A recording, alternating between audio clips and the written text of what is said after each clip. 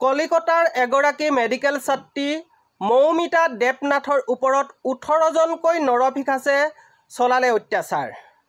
আৰু এই মৌমিতা দেৱনাথৰ গাত 118টাকৈ কামোৰ উদ্ধাৰ কৰা হৈছে। লগতে মৌমিতা দেৱনাথৰ চকুৰ মণিয়েদি তেজ ওলাই গৈছিল। আৰু এই 18জন নৰপিশাচৰ দ্বাৰা মৌমিতা দেৱনাথৰ গাত সৰ্বশৰীৰত মুঠতে 150 গ্ৰাম বীৰ্য উদ্ধাৰ কৰা হৈছিল। আপোনালোকে নিশ্চয় জানে বা নাজানিবও পাৰে যে এজন পুৰুষৰ সৰ্বাধিক 15 গ্ৰামহে বীৰ্য স্খলন হয়। নমস্কাৰ প্ৰিয় বন্ধু বান্ধৱীসকল, আপোনালোকৰ ওচৰত লৈ আহিছোঁ এটা ভয়ানক প্ৰতিবেদন। আপোনালোকে এই প্ৰতিবেদনটো প্ৰথমৰ পৰা শেষলৈকে চাব, তেতিয়া সম্পূৰ্ণ ঘটনাটো বুজি পাব। আচলতে মৌমিতা দেৱনাথৰ এই ধৰ্ষণ কাৰ্যটো কিদৰে হৈছিল সবিশেষ আপোনালোকৰ ওচৰলৈ লৈ আহিছোঁ।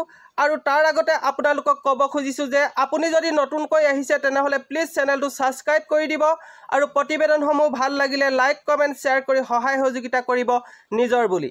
তেনেহ'লে পলম নকৰোঁ, আহক প্ৰতিবেদনটোৰ মাজলৈ যাওঁ। কলকাতাত মহিলা চিকিৎসকক ধৰ্ষণ হত্যা, কলকাতাত প্ৰতিবাদ। দিল্লীকে ধৰি দেশৰ ভিন্ন প্ৰান্ততো চিকিৎসকৰ প্ৰতিবাদ। তীব্ৰ প্ৰতিবাদৰ মাজতে আৰ্জিকৰ চিকিৎসা মহাবিদ্যালয়ৰ অধীক্ষকৰ পদত্যাগ নিযুক্তি। কলকাতাৰ আৰ্জিকৰ চিকিৎসা মহাবিদ্যালয় হাস্পাতালৰ ধৰ্ষণ কাণ্ডক লৈ উত্তাল দেশ। কৰ্মৰত অৱস্থাত চিকিৎসা মহাবিদ্যালয়খনৰ স্নাতকোত্তৰ শ্ৰেণীৰ এগৰাকী মহিলা শিক্ষাৰ্থীক ধৰ্ষণ কৰি নিৰ্মমভাৱে হত্যা কৰা ঘটনাক লৈ চাঞ্চল্য অব্যাহত আছে। ঘটনা শুকুৰবাৰৰ নিশাৰ হাস্পাতালৰ ছেমিনাৰ হলত 4 সতীৰ্থৰ সৈতে আছিল দুৰ্ভগীয়া চিকিৎসকগৰাকী। 31 বছৰীয়া চিকিৎসকগৰাকীয়ে খাদ্যৰ অৰ্ডাৰ দি ছেমিনাৰ ৰুমতে নিশাৰ আহাৰ গ্ৰহণ কৰিছিল। আটাইকেইজনে নিশা একেলগে অলিম্পিকৰ জেভলিন থ্ৰৰ নীৰজ চোপ্ৰাই ৰূপৰ পদক জয় কৰা খেল উপভোগ কৰিছিল। খেল চাই উঠি সতীৰ্থসকলে তাৰ পৰা ওলাই যায়। ইফালে 31 বছৰীয়া চিকিৎসকগৰাকী নিশা প্ৰায় 3 বজাত ছেমিনাৰ ৰুমতে শুই যায়। পুৱতি নিশা প্ৰায় 4 বজাত ধৰ্ষণকাৰীয়ে ছেমিনাৰ ৰুমত প্ৰৱেশ কৰে। প্ৰথমে চিকিৎসকগৰাকীক ধৰ্ষণ কৰে। চিকিৎসকগৰাকীয়ে চিঞৰ বাখৰ কৰাত ডিঙি চেপি হত্যা কৰে। পুৱা প্ৰায় 7 বজাত চিকিৎসকগৰাকীৰ মৃতদেহ উদ্ধাৰ হয়। দেশ কঁপাই যোৱা কলকাতাৰ চিকিৎসক ধৰ্ষণ আৰু হত্যাকাণ্ডৰ ঘটনাত জড়িত হত্যাকাৰীক গ্ৰেপ্তাৰ কৰা হ'ল। প্ৰথমে আৰক্ষীয়ে কোনো ক্লু পোৱা নাছিল, যদিও চিচিটিভি ভিজুৱেল পৰীক্ষা কৰি ধৰা পেলাই এটা ধৰ্ষণকাৰী। চিচিটিভি ভিজুৱেলত এজন যুৱকৰ প্ৰৱেশৰ সময়ত এডাল ইয়েৰফোন আছিল, যদিও প্ৰস্থানৰ সময়ত ইয়েৰফোনডাল নথকাৰ সূত্ৰ ধৰি আৰক্ষীয়ে বিচাৰ খোচাৰ কৰি ঘটনা সংঘটিত স্থানত উদ্ধাৰ কৰে ইয়েৰফোনডাল। আৰু সেই সূত্ৰ ধৰিয়ে হত্যাকাৰীক চিনাক্ত কৰিবলৈ সক্ষম হ'ল কলকাতা আৰক্ষী।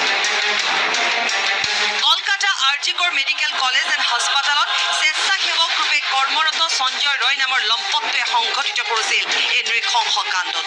চিকিৎসকৰ নিৰাপত্তা আৰু সুৰক্ষা ব্যৱস্থাৰ দাবীত প্ৰতিবাদ অব্যাহত ৰাখিছে একাংশ চিকিৎসক শিক্ষাৰ্থীয়ে। পশ্চিমবংগৰ মুখ্যমন্ত্ৰী মমতা বেনাৰ্জীয়েও ঘটনাৰে জড়িত আটাইকেইটাকে কৰায়ত্ব কৰাৰ বাবে সময় বান্ধি দিলে কলকাতা আৰক্ষী। এবং খুবই বেদনাদায়ক ঘটনা, যেই জড়িত থাক তাকে ইমিডিয়েট শাস্তি দিতে হবে। এবং আমরা চাই এই কেসটা ফাস্ট ট্র্যাক কোর্টে হোক। ফাস্ট ট্র্যাক কোর্টে হলে জুডিশিয়াল প্রসেসটা তাড়াতাড়ি হবে এবং তাকে আমরা ফাঁসির দাবি জানাবো।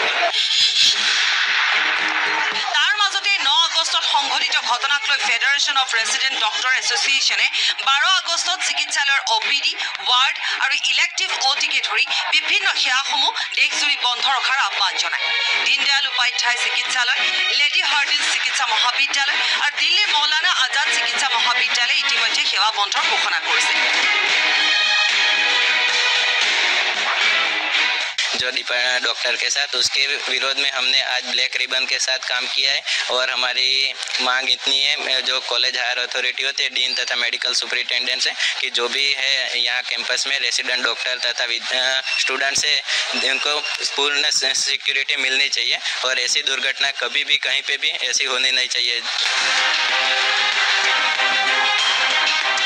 মধ্যপ্ৰদেশৰ ভূপালৰ all India institute of medical ছায়েন্সৰ চিকিৎসকৰ এটা দলেও কলকাতাৰ ঘটনাক লৈ প্ৰতিবাদী সমদল উলিয়ায় দিল্লীৰ ৰাম মনোহৰ লোহিয়া চিকিৎসালয়ৰ চিকিৎসকসকলেও ঘটনাটোৰ CBI তদন্তৰ দাবীত প্ৰতিবাদ সাব্যস্ত কৰে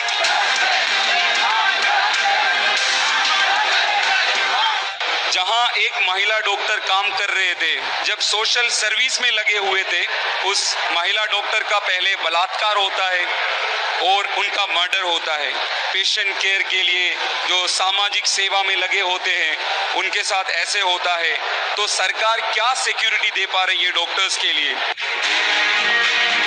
চিকিৎসকৰ প্ৰতিবাদৰ মাজতে আৰজিকৰ চিকিৎসা মহাবিদ্যালয় অধীক্ষকে পদত্যাগ কৰে মহাবিদ্যালয়খনৰ ফিজিঅলজি বিভাগৰ অধ্যাপক ডক্টৰ বুলবুল মুখোপাধ্যায়ক দিয়া হৈছে অধীক্ষকৰ দায়িত্ব অসম চিকিৎসা মহাবিদ্যালয়ৰ চিকিৎসক সৰিতা তছনিৱালৰ হত্যাকাণ্ডৰ দৰে কলকাতা আৰজিকৰ চিকিৎসা মহাবিদ্যালয়ৰ ধৰ্ষণৰ আৰু হত্যাৰ ঘটনাই পুনৰবাৰ জোকাৰি গৈছে